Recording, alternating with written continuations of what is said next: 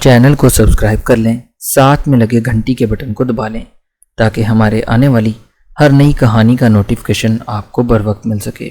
دوستو، ہماری ہر کہانی سبق آموز ہوتی ہے، اس لیے اس کہانی کو زیادہ سے زیادہ شیئر کر دیا کریں۔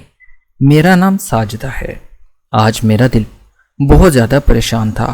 پریشانی کی حالت میں میں گھر سے باہر بیٹھی ہوئی تھی۔ ان دنوں میں کالج میں پڑھا کرتی تھی۔ میرا پڑھائی میں بالکل بھی دھیان نہیں لگ رہا تھا کیونکہ میرے ابا کی سرکاری نوکری جا چکی تھی۔ میرے ابا ایک اسکول میں کلرک کی حیثیت سے ملازمت کیا کرتے تھے، لیکن پرنسپل سے لڑائی جھگڑے کی وجہ سے میرے ابا کو نوکری سے نکال دیا گیا تھا۔ نوکری جانے کی وجہ سے میرے ابا اور میری اماں بہت زیادہ پریشان ہو گئے تھے۔ پہلے ہی گھر کا گزر بسر بہت مشکل سے چل رہا تھا کیونکہ مہنگائی کے دور میں گھر چلانا بہت زیادہ مشکل ہو رہا تھا۔ اوپر سے ابا کی نوکری جانے سے گھر کا ماحول بہت زیادہ بگڑ چکا تھا۔ ہمارے حالات دن بدن خراب تر ہوتے جا رہے تھے۔ ایسے حالات کو دیکھ کر میرا دل بہت زیادہ گھبرا رہا تھا، لیکن میں کچھ بھی کر نہیں سکتی تھی کیونکہ ابھی میری عمر بہت زیادہ چھوٹی تھی۔ کافی مرتبہ میں نے جاب کرنے کا سوچا، لیکن گھر والوں نے اس بات کی اجازت نہیں دی۔ اس وقت میری عمر تقریباً 18 سال ہو چکی تھی۔ دن ایسے ہی گزرتے رہے اور ہمارے گھر میں بھوک سے لالے پڑنے لگے۔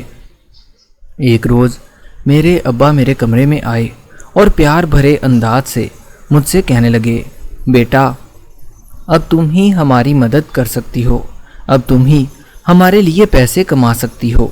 ابا کی ایسی بات سن کر میں بہت زیادہ حیران ہوئی کیونکہ میری ابھی اتنی زیادہ عمر نہیں تھی کہ میں کوئی نوکری کر سکتی۔ ایسی بات سن کر میں اور زیادہ پریشان ہو گئی تھی کہ آخر ابا مجھ سے کیا کہنا چاہتا ہے۔ اگر میرا کوئی بھائی ہوتا تو آج ہمیں ایسے دن نہ دیکھنا پڑتے۔ یہ سوچ سوچ کر میری آنکھوں سے آنسو آنے لگے۔ ہم لاہور کے قریب ایک گاؤں میں رہا کرتے تھے۔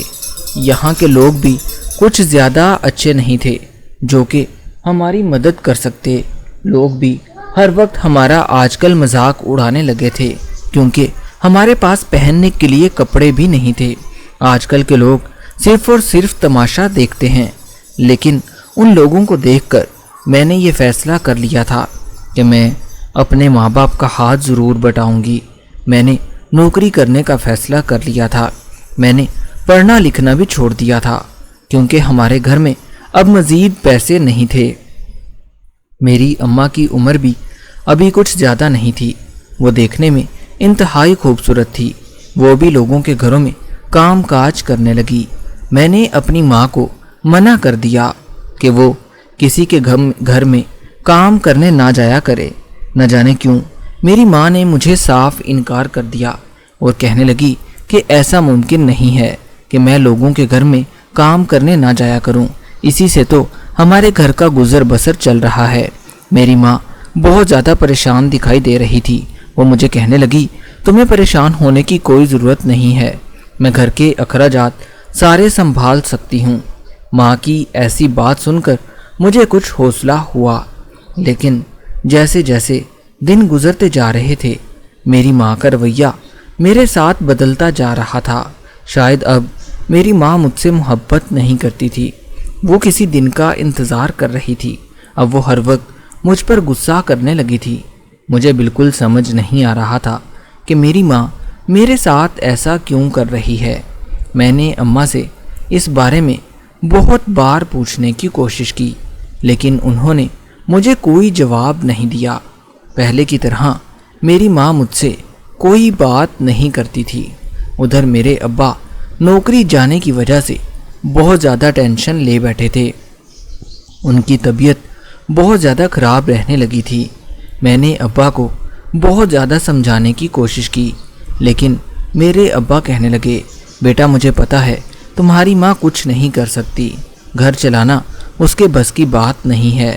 ابا کی ایسی بات سن کر ایک دفعہ پھر میں بہت زیادہ پریشان ہو گئی کیونکہ ایسے لگ رہا تھا جیسے میرے ابا کسی گہری سوچ میں گم ہوں۔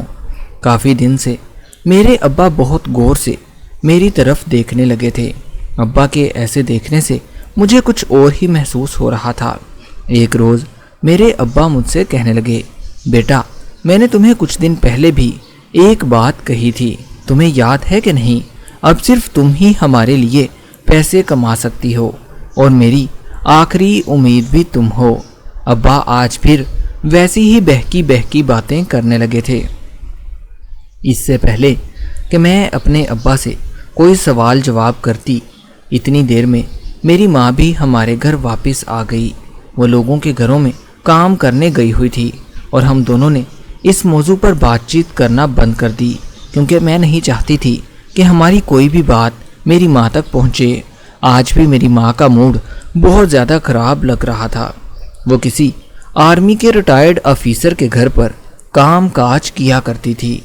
ادھر میں اپنے کمرے میں واپس آ گئی اور ابا کی باتوں کے بارے میں مسلسل سوچنے لگی۔ ابا کی باتیں میرے ذہن میں گھوم رہی تھی۔ میں نے بہت بار انہیں ذہن سے باہر نکالنے کی کوشش کی، لیکن میں انہی کی باتوں میں مسلسل پڑی ہوئی تھی۔